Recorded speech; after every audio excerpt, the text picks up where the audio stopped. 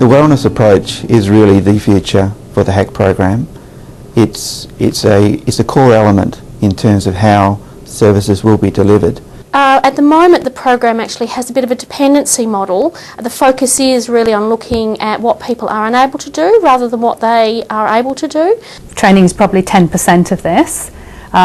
What it really is a complete mindset and cultural change across the whole of the HACC services. So how do we value those clients? How do we support them to remain at home for as long as possible and not take away their independence? And that's the crux of this. And I think it's always been there, it's just been lost for a while. For me, it's probably the only way we're going to be able to manage the growing demand for services as people get older, as people live longer with disabilities. If we don't start this sort of change process, I don't see how we're going to manage to actually deliver services in the future. So I think it has to happen. It was big in some ways because for some staff it was a huge change for them because they hadn't previously been working in this way.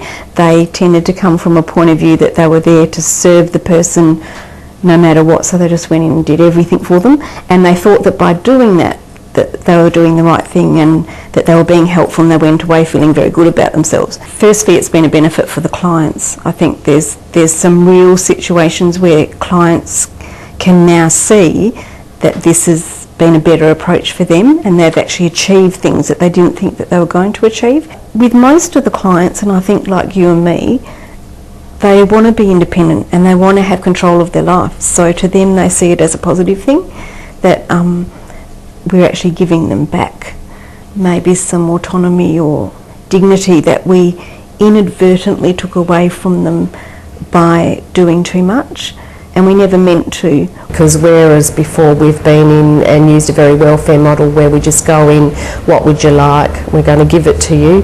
Now we've changed that and we're saying to the client, you know, what can you do, what are you able to do by yourself, and then what can we do now to be able to support you to remain living at home for longer. When I was actually doing the training, a 2-day training, I was so excited. I could see a whole different approach. Little things that we used to do for them, they now do themselves.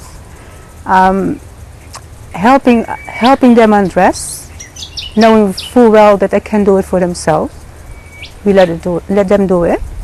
If they struggle, we give them a little hand. But generally, they do a lot more now than I ever did. And sometimes, actually, one of my clients said, I didn't think I could do that. I had no idea I could do this, like dry your own feet. But just helping them along a bit, prompting them, give them a little hints, and she's actually drying her own feet now.